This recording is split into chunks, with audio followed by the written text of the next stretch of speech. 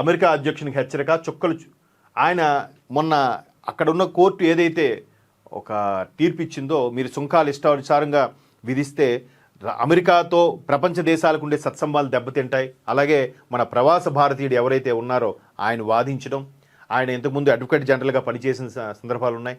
అంటే ఇప్పుడు వలస వెళ్ళిపోయారు షికాగో నగరానికి 70s వాళ్ళకి సంతతే ఇప్పుడున్న అక్కడ లాయరు. సో ఆయన దీనికి యాంటీగా మాట్లాడడం, ఈయనకి ఎదురు దెబ్బ తగిలింది. ఎదురు దెబ్బ తగిలితే ఊరుకుంటాడా?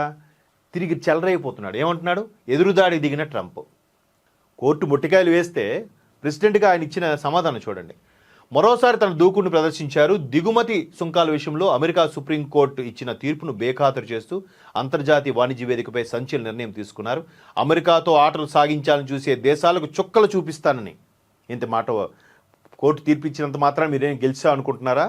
చుక్కలు చూపిస్తా, ఒక్కొక్కటి తాడ తీస్తా అని చెప్తున్నాడు ఆయన. అలాగే గతంలో కంటే భారీ స్థాయిలో సుంకాలు విధిస్తామని ఆయన తీవ్ర స్థాయిలో హెచ్చరించారు. కోర్టు ఇచ్చిన దానికి కూడా ఇక్కడ ఏదో ఆంధ్రప్రదేశ్ మాజీ ముఖ్యమంత్రికి ఈయనకి దగ్గర పోలికలు ఉన్నట్టున్నాయి. దశాబ్దాలుగా అమెరికాను దోచుకుంటున్న దేశాలు ఇకపై తీవ్ర పరిణామాలు ఎదుర్కొనేందుకు సిద్ధంగా ఉండాలి. ట్రూత్ సోషల్ వేదికగా ఆయన హెచ్చరిక జారీ చేయడం ప్రపంచ దేశాల్లో ప్రకంపనలు సృష్టిస్తోంది.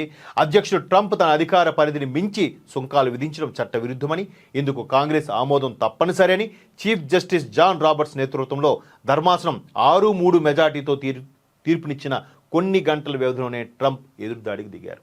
మొత్తం 9 మందిలో 6-3 మెజార్టీతో